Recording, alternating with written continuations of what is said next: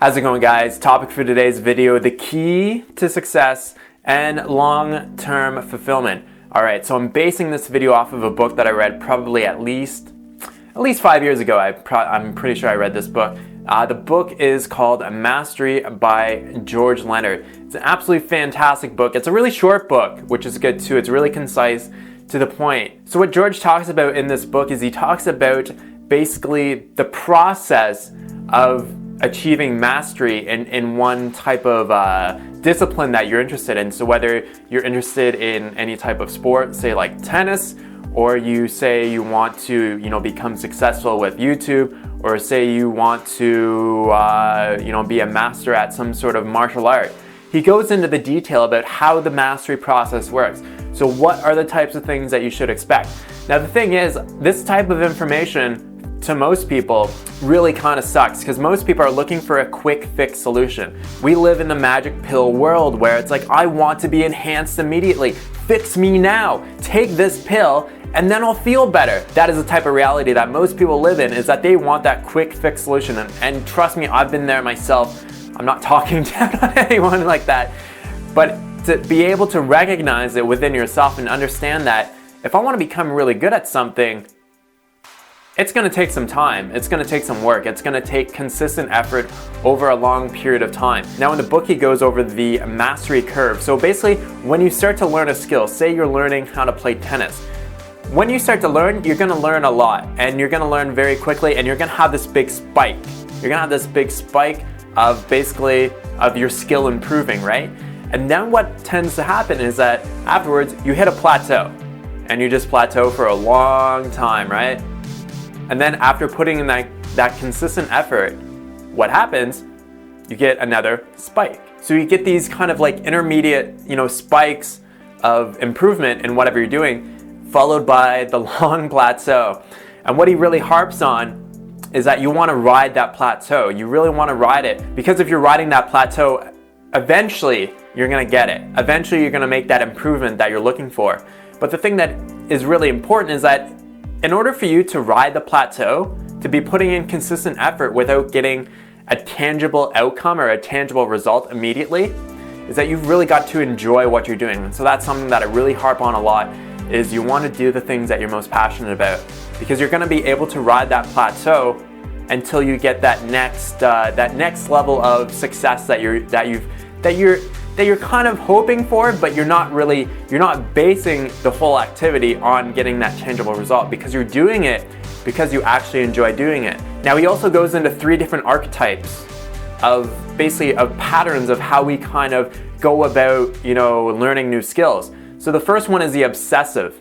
So the obsessive gets this initial level of success, and then after that, they basically just, they kind of go crazy because they get that initial level of success, and they're constantly looking for new ways to learn, and they're just going crazy, right? They're just getting so obsessed over it, and then they just eventually burn themselves out, and then they just drop it all together. So that's the obsessive. Now the next one is the hacker, and the hacker gets an initial level of success, like a decent level of success, but they kind of settle for mediocrity, and they don't really see too many reasons for improving any further. So they just end up riding the plateau for basically the rest of time. Now the last one that I want to talk about is the dabbler. So now the dabbler just kind of dabbles in this, dabbles in that. They get an initial level of success, but they really don't go, they don't really want to ride that plateau. They don't want to put in the consistent effort to really improve themselves in that discipline. Now this is one that I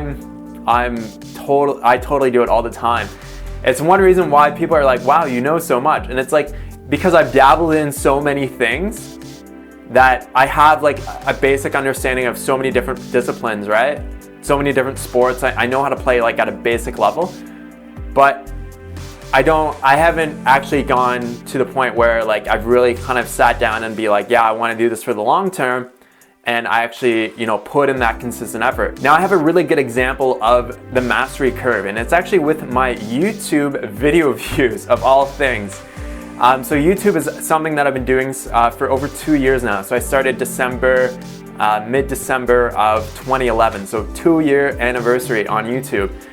And I'll put up a picture here of my video views, and the funny thing is is that my video views actually follow the mastery curve. So you can see here, there's a lot of like little small spikes at the start, and it's kind of hard to see them because they're so small, but they're little spikes, just little spikes here and there. And you can see how they're basically spaced out. They're spaced out, you know, every 2, every 3, every 4 months. And then it's followed by a long plateau. Now, what was kind of funny is probably about 2 or 3 months ago, I was riding a plateau, right? My channel had just come off of a big spike, this one right here.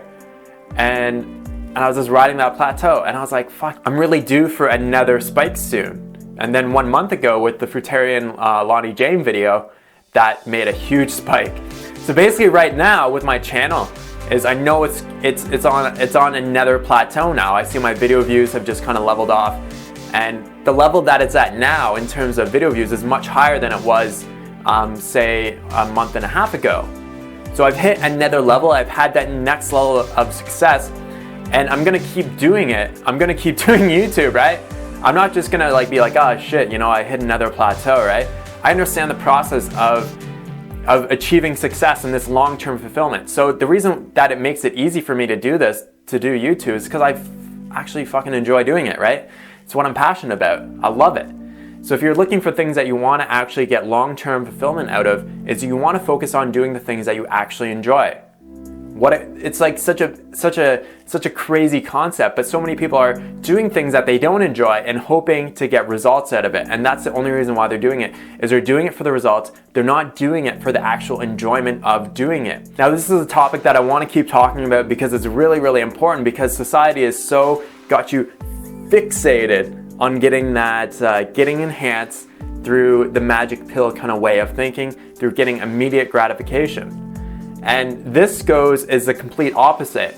So this mastery process, because it's going to force you to really enjoy the process. And if you don't enjoy the process of doing whatever you're doing, like, you know, practicing your skill or whatever, you're not going to do it.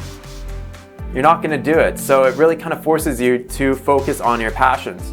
Now, I'd really recommend that you pick up this book. It's probably a cheap book that you can get on Amazon. I haven't read it myself personally for a few years at least. But it's absolutely a fantastic book, really short, really concise, excellent read. This is really good information if you want to take upon some new resolutions for the new year.